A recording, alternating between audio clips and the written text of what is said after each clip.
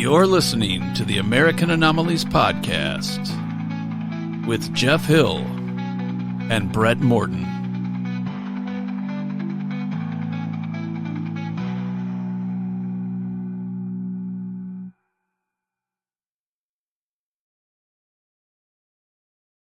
Happy New Year. Happy New Year. Welcome to another edition, a new season, a new year, new you, new me, new pod. 2026's first episode of American Anomalies. Yeah, it's going to be a hot one. Yes.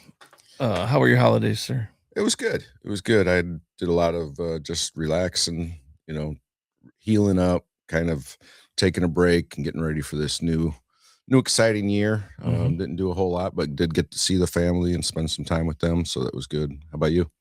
I found that I like naps. Yeah. We had naps are good. We had a good Christmas.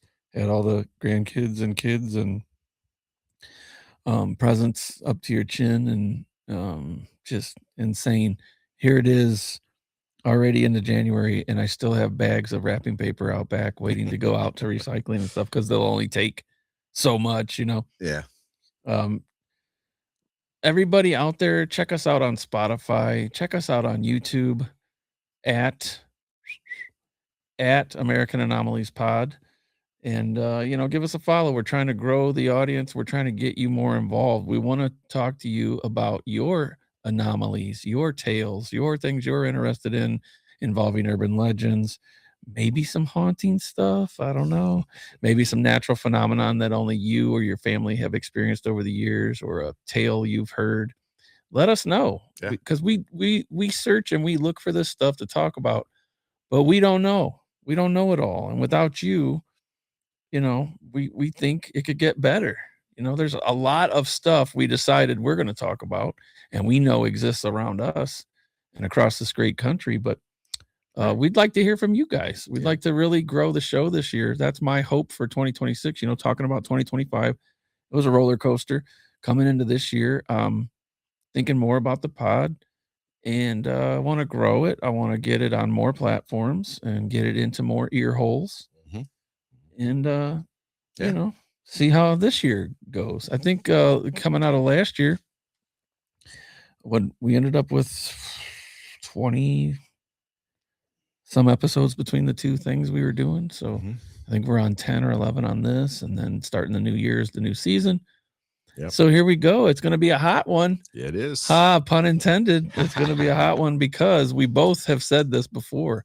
When the day comes that we both pick the same topic, we know we've nailed it. And we almost did it this week. We were this close. Almost the same story. Definitely the same topic. What did you do yours on? What did you do yours on? And this is what's funny is we're almost into that mental sync.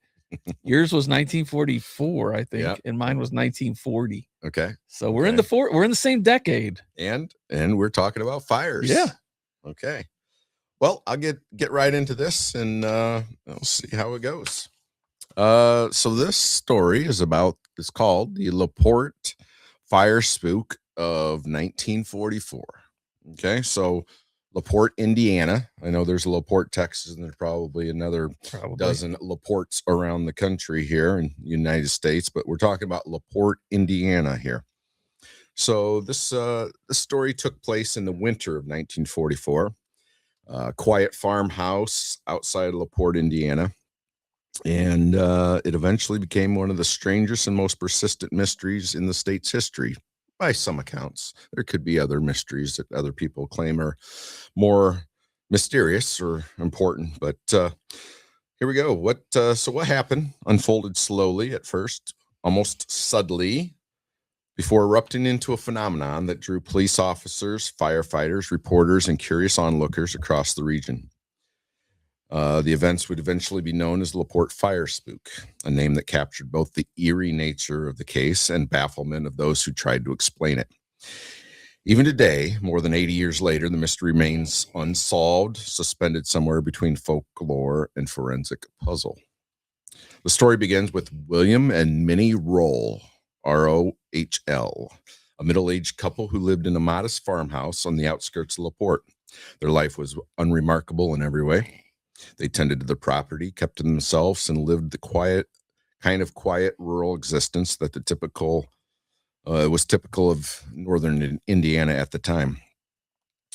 Nothing about their home or habits suggested anything unusual. This is part of what makes what happened next so unsettling. The events erupted into a life that had no hint of instability, drama, or deception. So let's get into it. The first fire was a small, almost trivial fire. According to accounts preserved in local archives, it appeared on a wall in one of the bedrooms, a faint scorch mark that seemed to grow into a small flame. The Rolls extinguished it quickly and assumed it was caused by a faulty stove or stray ember from the fireplace. Remember this back in 44, so we don't have all the modern luxuries we have now. But then the next day, another fire appeared, this time on a different wall, then another and another.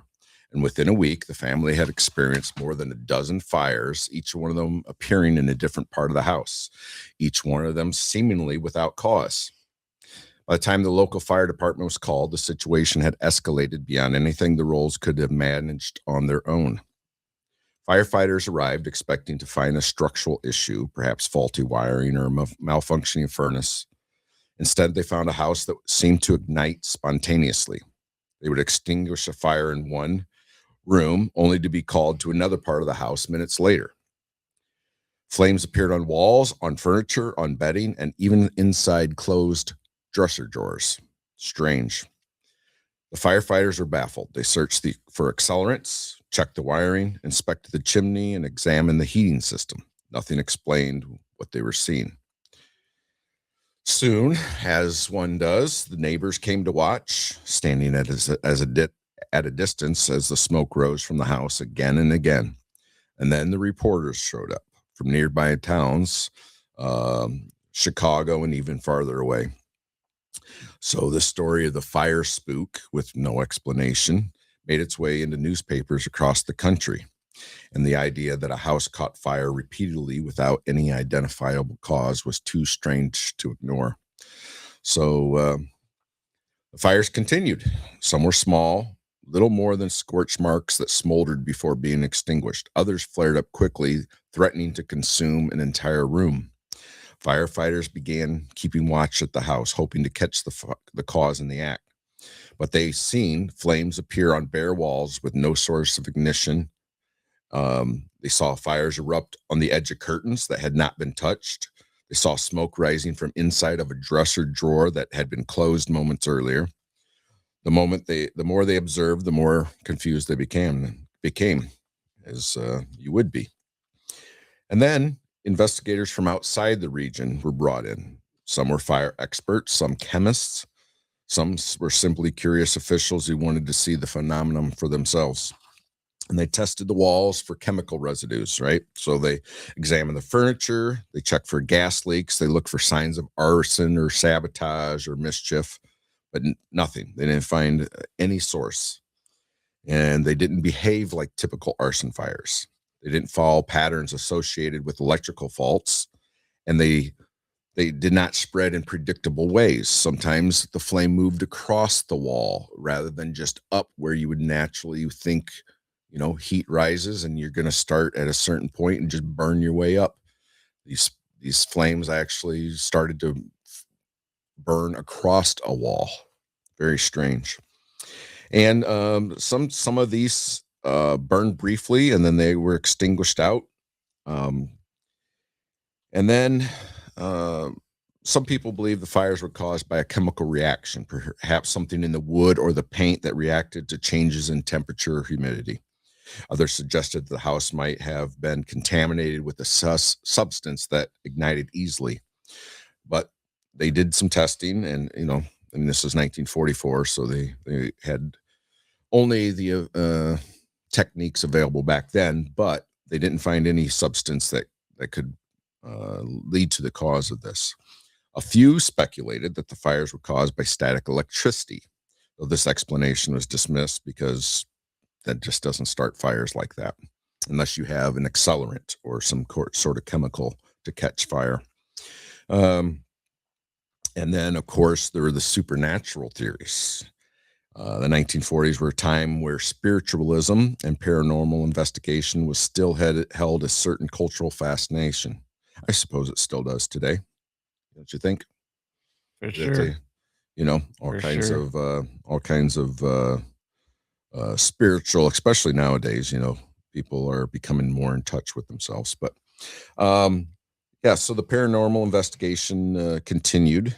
The idea of poltergeist, unseen forces that cause physical disturbances, was widely known, even if not widely believed. And then, of course, some folks began to whisper, as they do, that the Rolls house was haunted. Reporters picked up on the idea, and soon the term fire spook appeared in the headlines. The name stuck not because the investigators believed in ghosts, but because they didn't have a better explanation.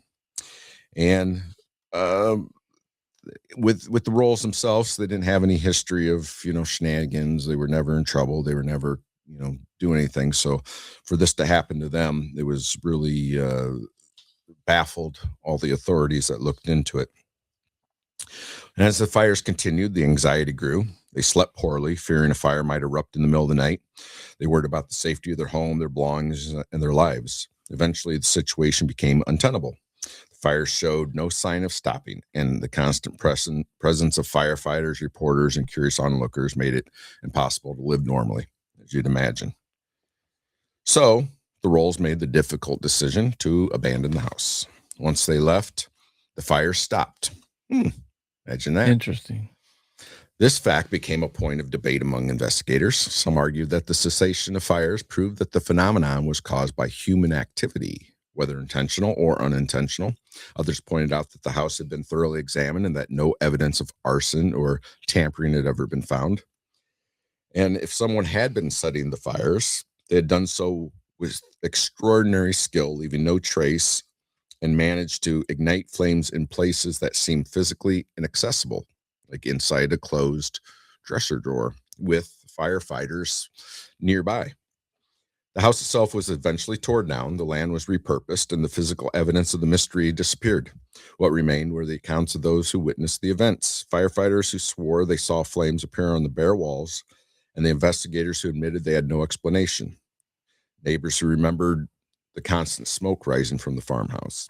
The story became a part of the local folklore, retold in newspapers, books, and conversations for decades. So, what makes the LaPorte fire spook so compelling is not just the number of fires or the lack of explanation, but the credibility of the witnesses.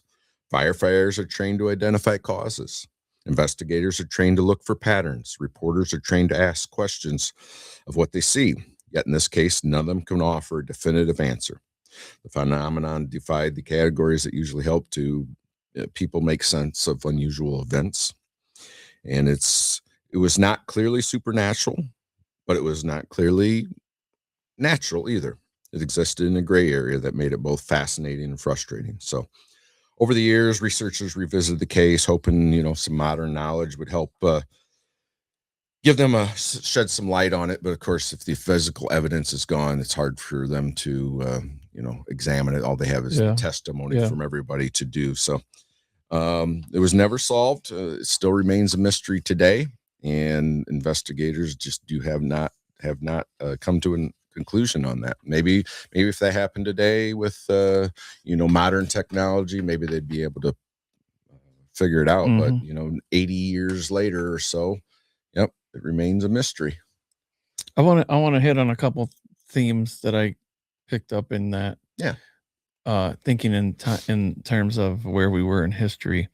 In the 1940s, coming out of the Industrial Revolution, only 20 years. It was 1910, 1920, somewhere in there, in that couple decades there.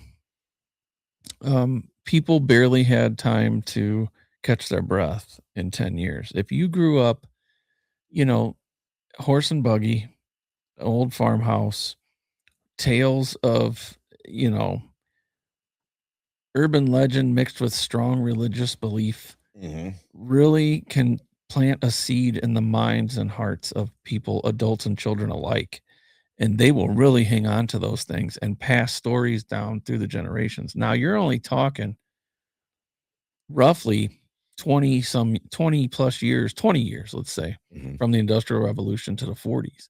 And you would still think the 40s were sort of modern times. Like you were saying, there were investigators looking at this stuff. So that means there were things going on so often that already you had insurance. Insurance had been around since the 1800s. Right. So then you need an insurance investigator. Mhm. You need fire investigators, fire marshals, police, special investigators with the police. Maybe it becomes a federal thing.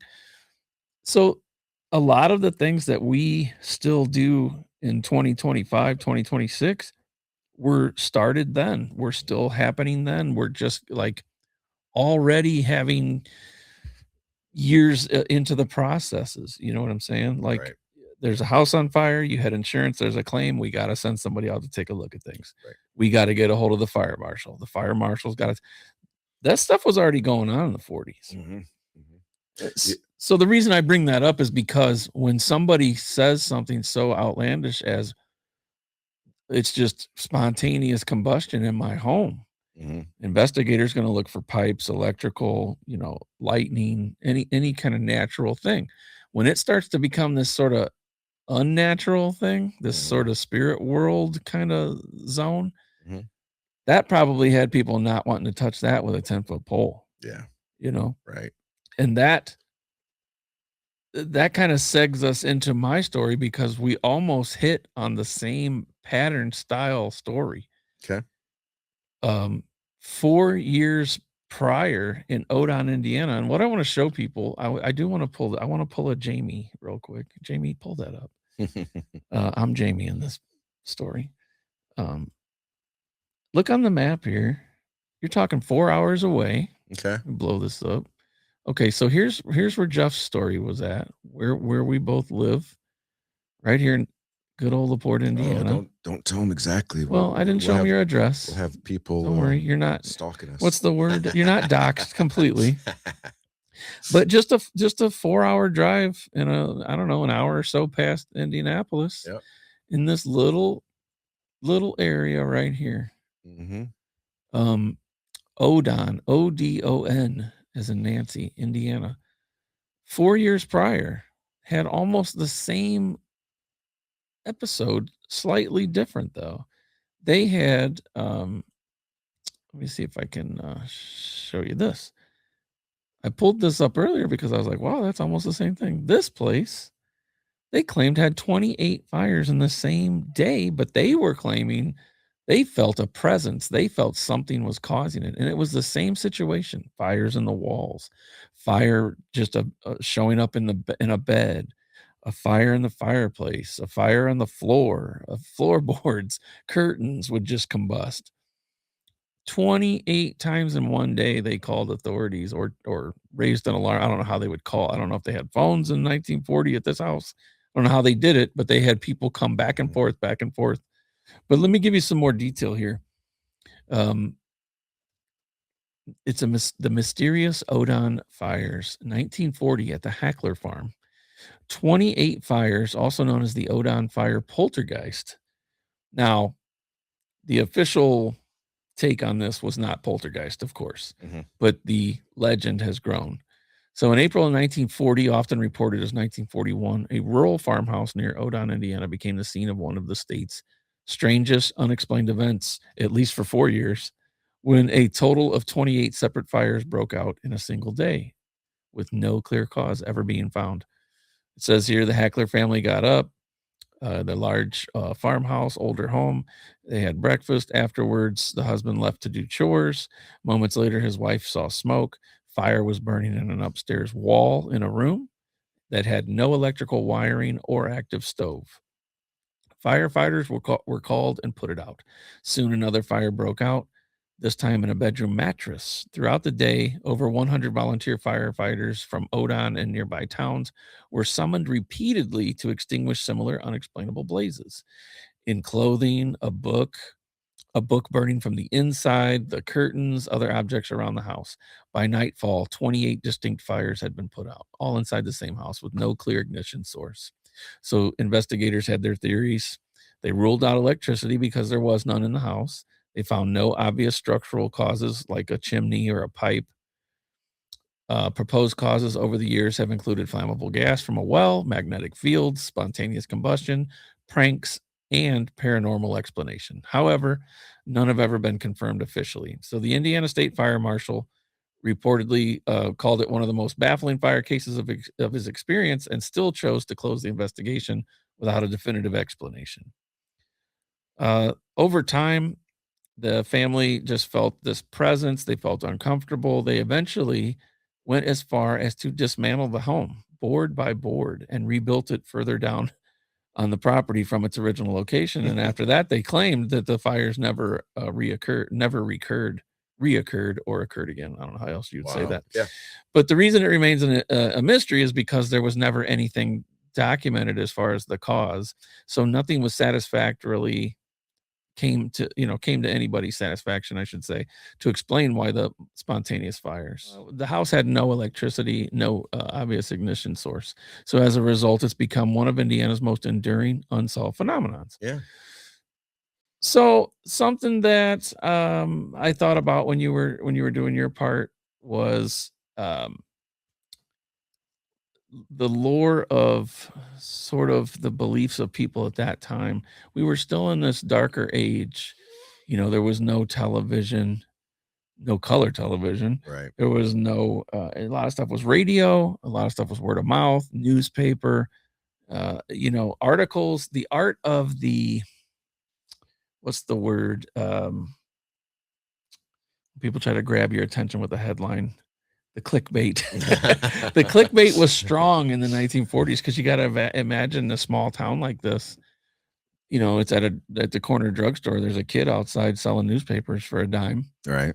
And they want you to read their paper. So there's some crazy headline. Oh, yeah. House in Odon, 28 fires in one day. 4 years later, house in LaPorte, 10 fires in an hour or whatever. Fire to me is like this a magnetic thing as it is. People love to read about fire, hear about fire. It has these connotations. I was starting to talk to you a little bit about it before we started tonight. It was like the religious aspect, who knows why this happened, how many times it happened. Sure, it looks like somebody was messing around and doing something. Mm-hmm. Why they would do that, I have no idea. If you're living in a house with no electricity on an old farm and it's a beat up old house, I don't know what you gain from that. I don't know. Was the wife upset with the husband, or was it really happening? I'm just for argument's sake, let's say it was really happening, or the tale is being retold.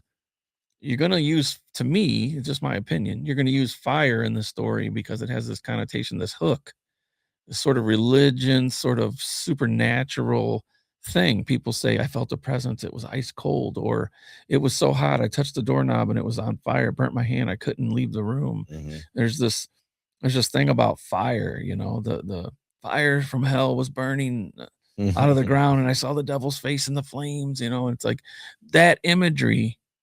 Think about that time in history. Like I said, things were changing so rapidly that a lot of people of the old school of thought wouldn't have time to catch their breath.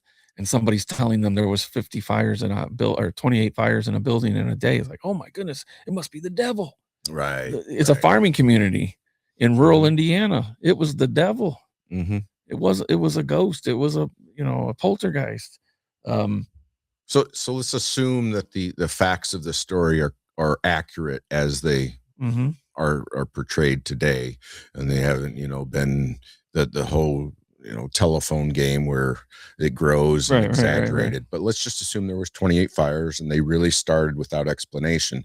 The fact that they tore the house down and rebuilt it 100 yards away on a new location on their property. What do they gain from that? What do they gain from that? If this was a hoax caused by them to gain attention or whatever it was, I don't necessarily think they would tear it down and rebuild this thing. Were they told from the gas company, we'll only come 100 yards onto your property with the gas line? We better move the house, Maud. Yeah, who knows? But like the fire spook, right? That's exactly what the terminology would have said. So much more. It was a spooky thing. It was a ghost. It was supernatural. It was something inhuman causing this, starting this, doing this. It was a spirit. It was a demon, whatever. The imagery was so powerful that it could plant that seed, man, for 80 years, like you said, 80 years. Right. Nowadays, people laugh stuff off and go, well, I didn't see a TikTok reel on it, so it can't be real, you know. That's the thing about AI and supposed alien invasions and things like that. People say it's going to get to the point where the fake stuff looks so real that when you do see the real thing, you're just gonna shrug it off. You're gonna be so jaded. You're gonna go, can't tell the difference between them. That ain't no lizard man coming out of that Atlas AI, right? 3 AI, whatever. Nah, it's not real. And so then on my story, I was trying to get the idea of the timeline, and of course yours happened just a little bit before World War II. Mine happens, we're in the thick of things. So you know, maybe I don't want to disparage anybody, but maybe we weren't getting the best and brightest minds because they were occupied with the war effort that we were, the whole world in World War II we were involved in. So maybe we weren't getting the best and brightest minds on my story, but yours happened before that. So you know, that timeline doesn't really make sense there. Yeah. And then even in my story here, the people ended up moving.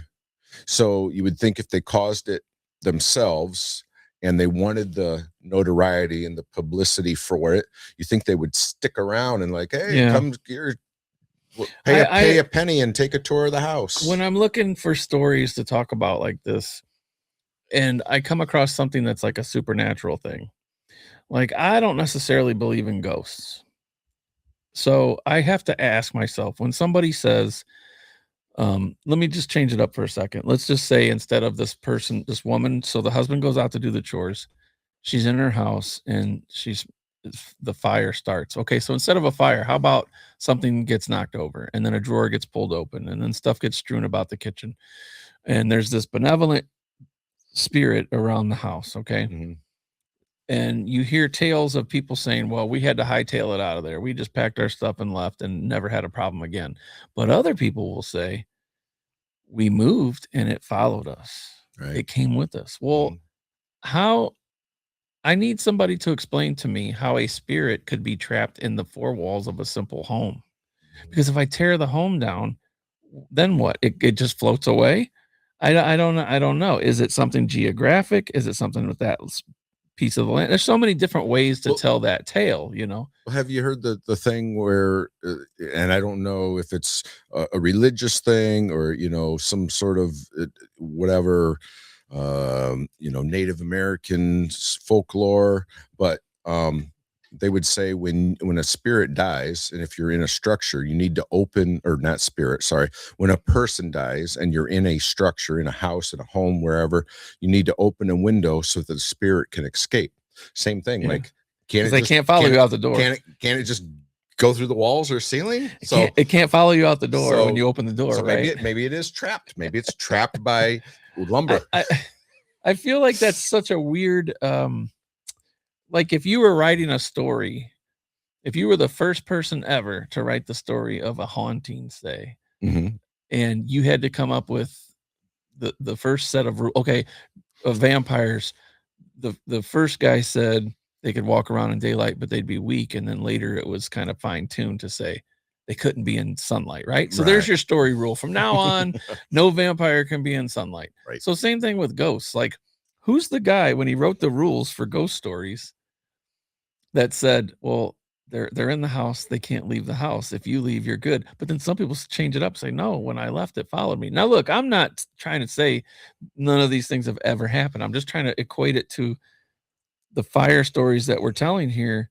Sound a little bit like something was going on with the landowners, or maybe there's a spiritual side to it, a supernatural thing going structure. on. And if I'm looking at that in the context of time that's already passed and the tales that have been told and the stories that have been told, typically the trope of a ghost or a haunting or a benevolent thing happening, it's within the confines of your home, of your building, and I have to have it cleansed somehow, or I have to leave.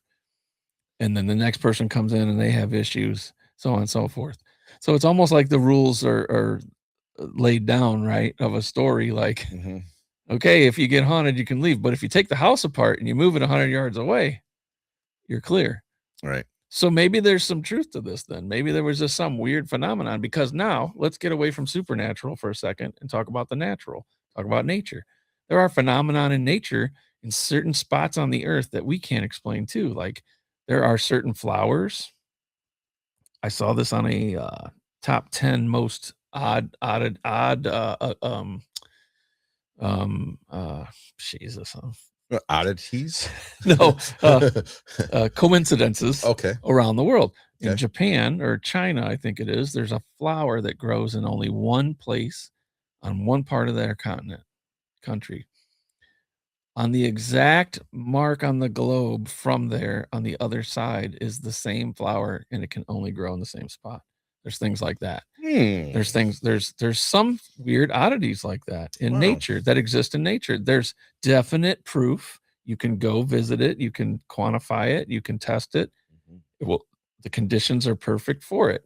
You go to the other side of the globe, boom, it's right there. There's like 10 things like this in the world, and we should do an episode on this at some We point. should. I'll jot that down. So let's just presume for a second that these homes happen to be in some place that was aligned with the magnetic field or poles at that specific point in time in history that caused some type of arcing. Yeah, you just never know. I You mean, never know. they were definitely not on opposite sides of Yeah. the globe. They're, as we showed that map, 4 hours, but almost north and south as far as you go, in a straight line, pretty close. I bet you if you flew a plane right there, it would not vary that much. Still have that map available? Can you pull that back up or no? I can. Yeah. So I know the roads curve, but let's look at where it is a little bit east, either south, west, or northeast. Kind of right there, it's though. pretty close. Not quite, I mean, but it's pretty close. I mean, only because of the roads. Yeah. But almost yeah. up and down. So maybe who knows? Right. And of course, there could be other stories that just didn't get documented, or maybe weren't quite as spectacular about things like that happening. But you would think, okay, was there some sort of paint or something? But they tested for all that. And the other thing, which is cool to think in the 1940s that they were able to do that already, because I feel like it's because of where we're at now. And you think, oh, they couldn't have done that back then. But that's when it started, essentially. And we also have to have context of the time frame. So nowadays, people are used to, obviously, if you're living in or around a city, everything's jam-packed, and people move a lot, right? Back then, and I don't know this for sure, so speculation, right? But, an old farmhouse out in the country, and at that time, a lot of those houses were built by those people, maybe the father, grandfather, whoever were there, and were built, and people stayed there for generation after generation. So whatever happened, something going on? Mild interruption. We're good. Okay. So the if there was something attached to the house and not to the people, it could have started generations before, because a lot of times people held on to the same property in the same house for generations. It wasn't like people, they live somewhere and they move in 5 years or 10 years, and 20 different families have lived in that house in the last 100 years. So well, also nothing in either of these stories seems to say to me that there was complete destruction to the point that insurance had to be called. So it doesn't sound like an insurance fraud thing. Worst case scenario, it was just somebody trying to get attention. Yeah. Right. Best case scenario is it was exactly what they say, and maybe with today's technology, it could be explained. Right.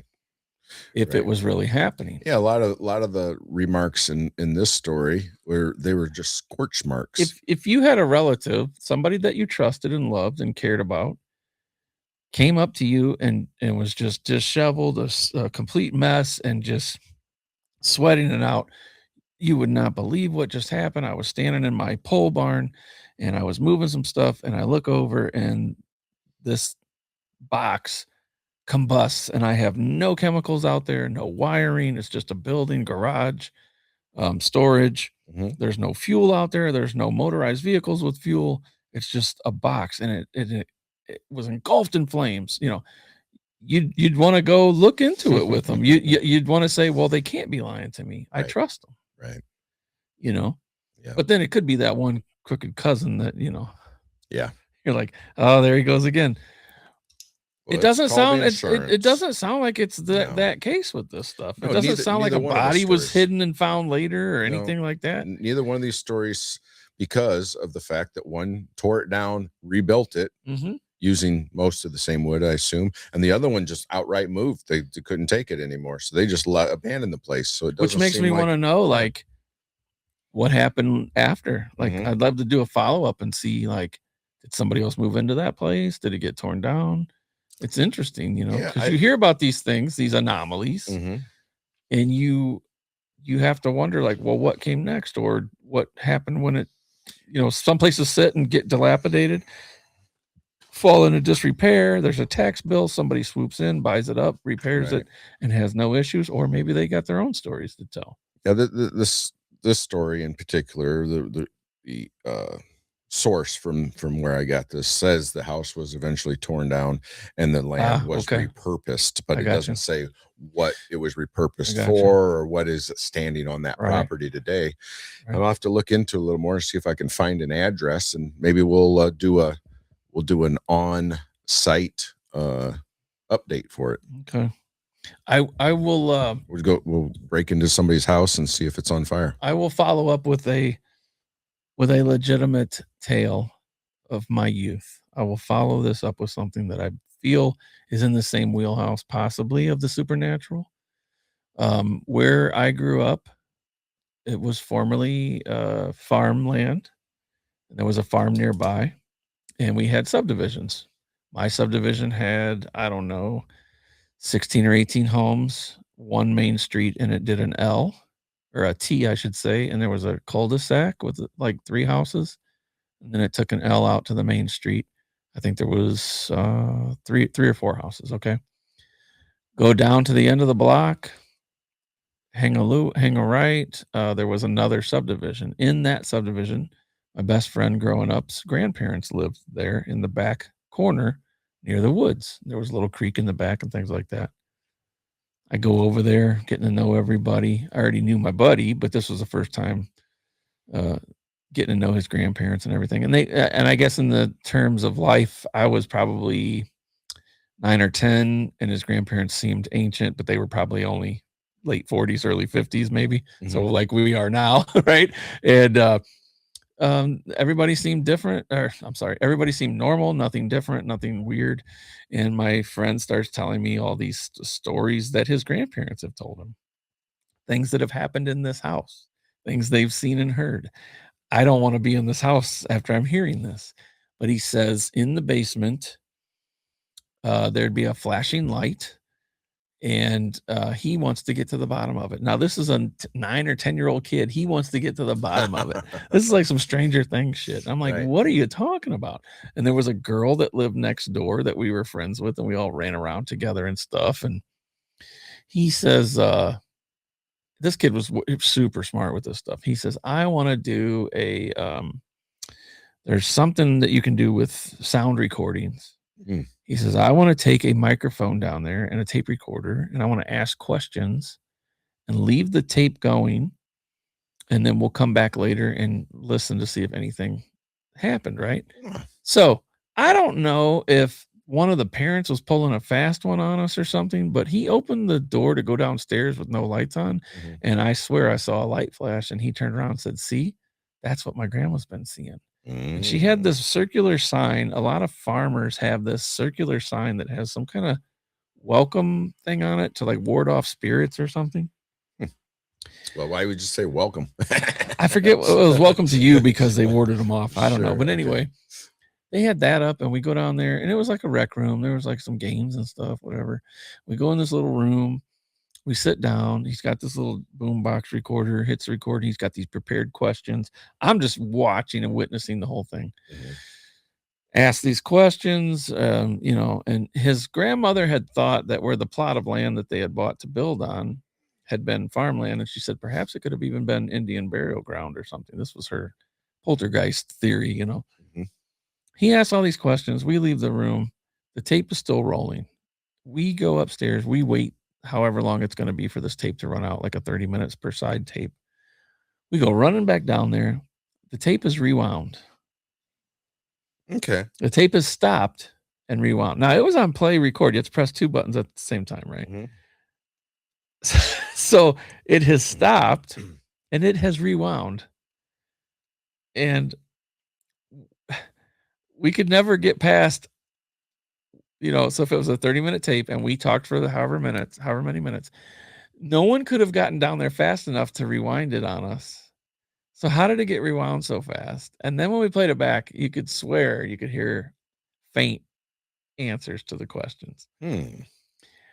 I'll never forget that to this day. I should get a hold of him and see if he'd come on here and talk about that. Gives you a little heebie-jeebies, but it's kind of like we're talking. There's a house on a farm, on old farmland, repurposed land, whatever. It was somebody else's before it was yours. Weird things happen. And there could be scientific answers, there could be spiritual answers, there could be all of these other different ways to explain it, because I do think there's a veil. There's another sort of dimensional plane that we walk through every day, or we're parallel to, or something. I can't explain it. It's the unexplained, right? And that was an experience as like a 9 or 10-year-old that's still stuck with me to this day.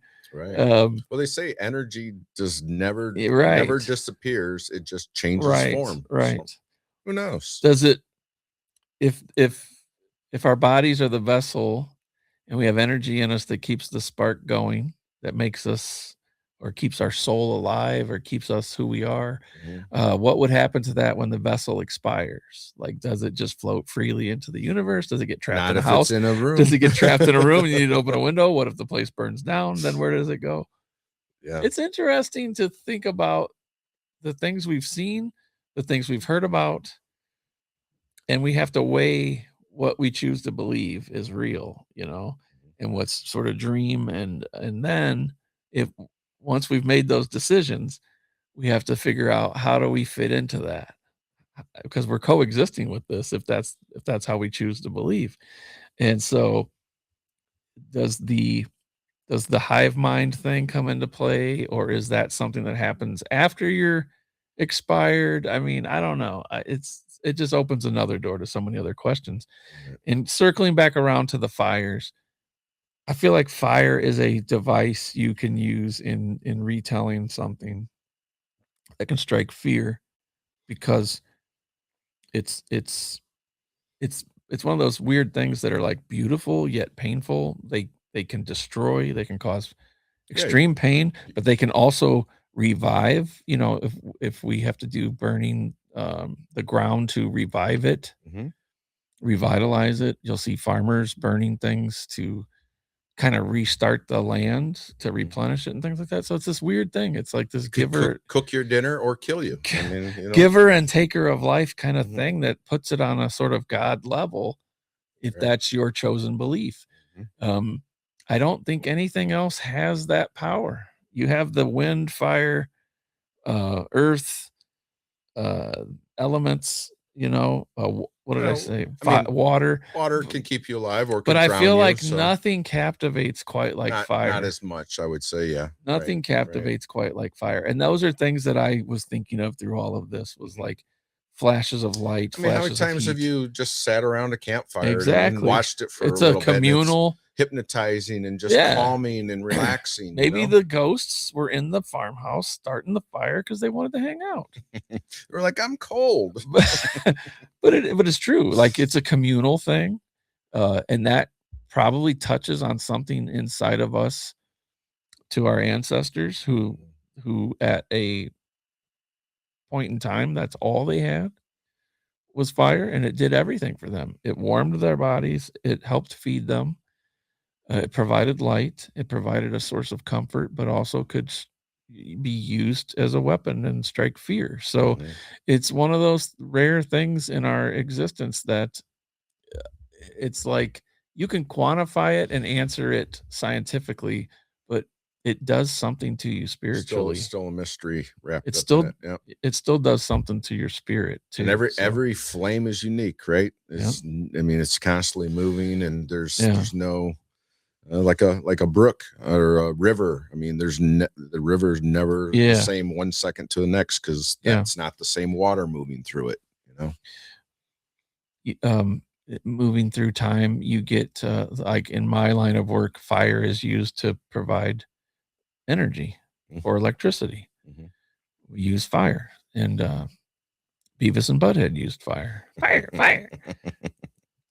It's just it's one of those almost it's I don't know how else to explain it. It's Yeah. almost poetic, the use of fire. But Give us your fire stories. You got any unusual, there's supernatural fire there's stories? people Let in us time know. that have claimed they've caught on fire. Yeah, spontaneous combustion. Yeah, there's several stories out there about that.